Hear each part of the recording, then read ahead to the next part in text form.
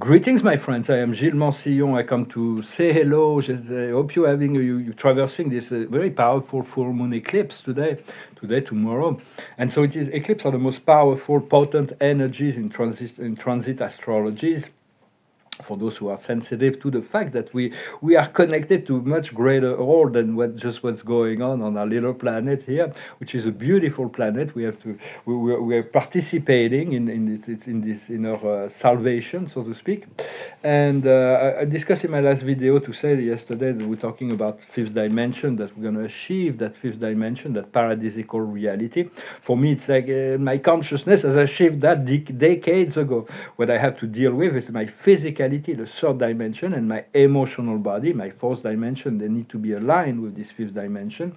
And but the mind already can move into unity. There is no limitation for the mind. There is nothing that prevents the mind from accepting the eternal love of the one. And so I'm going to pull a card to see what's the message of the day. And it's going in circles. So the eclipse will liberate us from the merry-go-round. For life is a merry-go-round. We're going to go in circle until the lesson is learned. But the eclipse will really, it's very powerful. It is an eclipse in Libra, in Virgo. And it's a full moon plus. It's very, very powerful. It is the shadow of the earth is placing itself between the sun and the moon for a while, and it is a total eclipse. When the eclipse is total, the door is wide open. When it's a partial eclipse, it's like a door is opening. When an eclipse comes, it's an opportunity for energies to leave and for new energies to come in, and it can affect us for months to come. So it is. So it's like right now the energy of the earth is blocking the relationship between the moon and the sun. And the moon is our intuitive nature, it is our emotional nature, so there will be a lot of healing. There may be memories that come back that needs to be dealt with. It's really a reboot, a reset. It's and it is a door between the material and the spiritual, the Pisces being spiritual, where the sun is, and the moon being the material, where the moon is. And so then there will be in September a lunar eclipse in Pisces. So it's all preparing. All this is like it's building a momentum towards this great solar flash. Understanding also Pisces is heaven, and Virgo is the earth. But the door is really wide open, so it's really an opportunity to let go of many things and to welcome new energies. It's also a reset of the moon. For those who are aware of that, the moon is not a natural celestial body. It is a marvel of technologies that came around quite a while ago on the Earth. And it is a reset of all its energies, so it's really a prelude for the great solar flash. It's gaining momentum. For the sun is a natural being. It's like the physical plane. It is like God. It's the one who rules all the destiny of the planets. Or without the sun, it's like it provides light, it provides heat, it provides life. And the more stars there is in the system, the easier it is for planetary civilization to grow and evolve. Very soon we'll be integrating into the Sirius star systems. Our sun will be integrated after the ascension. For there is a lot of plasma that is building around the sun that we know as Mormonton, we know as Sol, we know as Helios, we know as Solaris. There's many names that is given, but the sun is a great being of pure consciousness, and there are countless civilizations that exist within the sun. I visited those realms. It is absolute wonder. And eventually there will be a doorway, that a bridge that will come. There is already solar beings that are coming down, but they will be coming down after the ascension to introduce themselves. There is some, like Sanat Kumara has that in order to assist the transition of the solar system. He had to leave his planetary estate here on the Earth in his service to the Earth in order to gain his to move into the sun in order to assist so the Lord Buddha is the planetary logo. You can call on him. For it's like the sun is responding to the energy of the source, the great source, and as well as the great central sun of our galaxy. And so it is very important with all that is going on. There is a dance of energy, and as we become aware, the planets start to communicate with us. understanding the solar system is full of civilization that have ascended beyond the realm of matter,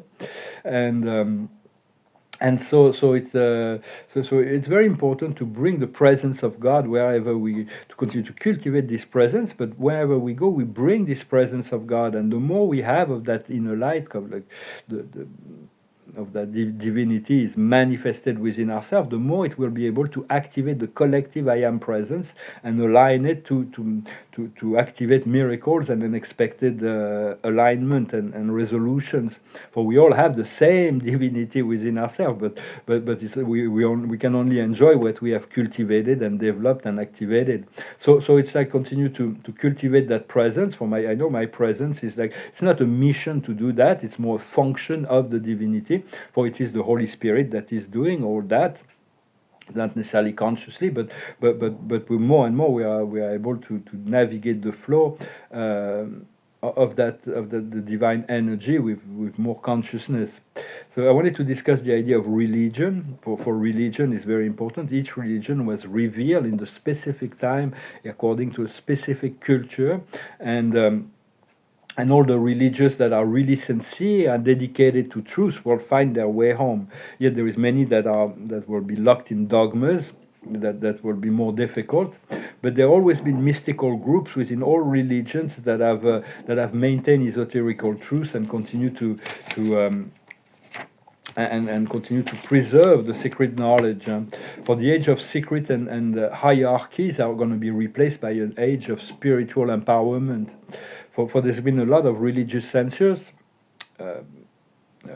The biggest example is the Vatican, and within the cave of the Vatican there is all kinds of secret and treasures that because if they didn't want people to know that they had the power within, because that's at which point they do no longer need a religion, then they lose their power, their authority. But your authority is the divine, the I am, the God self. God is the only authority. And there is proof that in the archives of the religions, in the archives of Vatican, that extraterrestrials have been implicated in the revelations of religions. It's been many advanced civilizations that have influenced the cultural evolution of humanity in relationship to spirituality. And but at the very core truth of all religions, there is the spirit of truth, the spirit of God. And that will remain. But all that is part of that spirit of love and unity will remain. But all the illusions around the religion will crumble and fall. So there is a lot of progressive people within all religions that are there to assist all the faithful, the people that are faithful to their truth. Because there's only one source, one divinity, but within the great ocean of divinity, we all a spark of light. We all and there are infinite sparks of light, the gods of our universe and beyond. There is, but we all ascending progressively. So it's very important to prepare humanity for larger truths, for this extraterrestrial consciousness, because the universe is fully populated. God did not create this huge universe just for this little planet that we are. Of course, it's a bit naive to be able to believe that, but even non-religious people are awakening. So it's like if they have a good heart, they will be led into the realization and they will awaken to the truth of the One when it is their time. But extraterrestrial, the acceptation by the whole of humanity, the official acceptation, what we call first contact, the acceptation that we're part of there are higher intelligence in the galactic communities, benevolent beings that are here that will be the biggest disclosure, it's like a major historical event, and it will change everything. After the first contact is the homecoming. It is a family reunion. It's not something formal or like their government will contact our government to exchange military experience. No, we're going to get rid of all that. We'll still have defenses because there is many extraterrestrials that are still warlike. Half of the population of the galaxy is still ego based and ego driven, even if they have advanced technologies. But we are protected by benevolent being, Christed being, those who are serving the will of God, advanced civilization like the Arcturian, the Pleiadians, the Andromedan, the Syrians, and many others. The Ashtar command. After the first contact, we'll realize that we won't understand. People on the earth will not define themselves as Christian, Muslim, Jew, or Hindus. They will realize that they will recognize themselves as children of God. There will only be one sky, and will become a galactic family. For each and every one, we are all part of this great ocean of divinity, a unique expression of the first source and center, the prime creator. And we all guided as we follow the voice of the heart, the call of love, the call of wisdom, by our inner self, our intuition. When we follow the guidance of our guides, which are on the higher planes to assist us, it is a benevolent intelligence that brings us to peace, brings us to love, to self-confidence and unity, to self-empowerment. And but each step we make along the when we climb the stairway of ascension, each step has different challenges. The thing is, it gets easier because we become more adept in dealing with invisible energies. So we become more adept to whatever we practice is what we become adept to, and then we're mastering. So, but the path is being illuminated by the wisdom we acquired along the way. It is because through all our failures, we have acquired wisdom. For those who have never failed, do not have wisdom because they never challenge themselves above their comfort zone. So, but we've been really challenged. The more we aspire to higher level of realization, the more challenges we have to face, and the more failure necessarily we're going to have to fail a few times before we achieve something that's on a high level of reality. But now we have achieved wisdom, and we can really drop all ideas of karma. Karma was very useful for a very long time, and it's still useful for many people that are still implicated in ego-based power over situation. But for us, we have to let love flow, to let go, to forgive, and to let love flow, like the river of life traverse you. Remove your mind and let the mind of God, the mind of the Christ, take over. Well, I hope this message was interesting for you, as people traversing this eclipse with grace and ease, and whatever comes up is really necessary for it to come up. So just it is all released, so do not worry. I finished with a little song that went through my mind, and we'll pull some cards with Ganesh. The observer of the day is belonging. There are certain things and certain people that belong to us. So it just, we gotta accept that. I'm accepting this soul connection. For 2 years, I've been struggling with that, but as I move more into the integration of the acceptation of the fifth dimension reality that will be manifesting on the physical plane, this will come together, and if we belong together, we'll be together. So it's all about belonging. We belong to God. We belong to this greater family. We belong, but we have the soul connection and the soul plan. So we need to listen to what is coming from within. The wisdom is about delight. What's coming up is delightful. It is this higher truth of what Spirit is preparing for us is really delightful. So just focus on the delight, on the gratitude. What we need to understand is the beginnings. There is really a new beginning that is. Those eclipses are really very, very powerful shifting energies. What we need to do is decisions. We need to make our decisions. There's choices that needs to be made. Always choose to sign on will be done.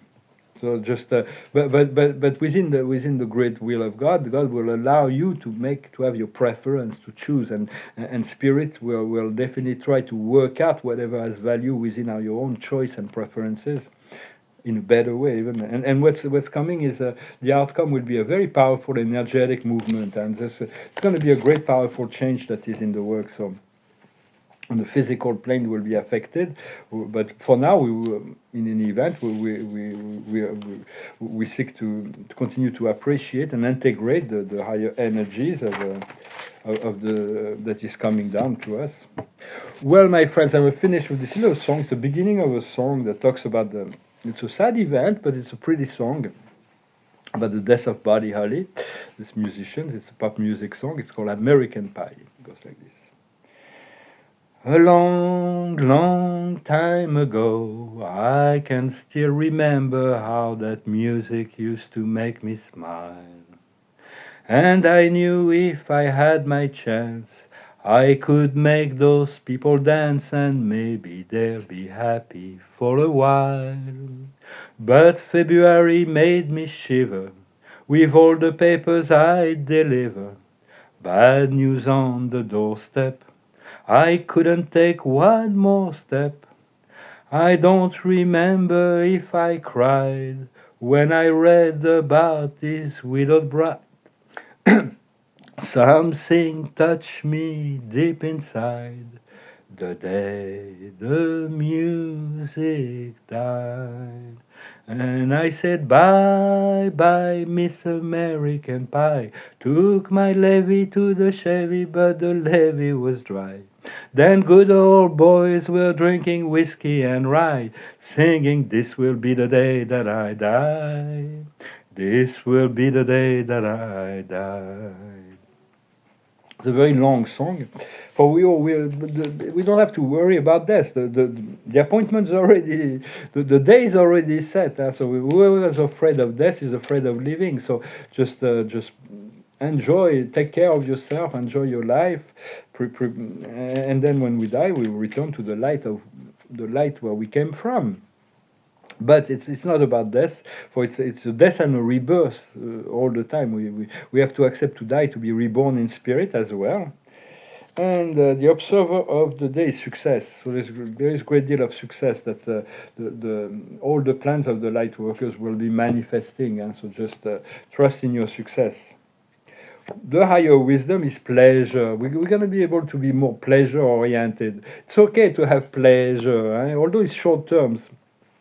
When happiness is based on virtue, is a long lasting. So once we have anchored those virtue, we can rely on lasting happiness. Yet pleasure is more integrating the vices, but it's part of the process to integrate the whole, and so not to allow ourselves to be dominated by our lower nature, but to accept to move into higher pleasure, to be selective in the kind of pleasure we choose. What we need to understand is freedom. Total freedom. It's like more freedom. My spirit is revealing to me that God is preparing me to a level of freedoms I've never known, and it's going to be quite amazing.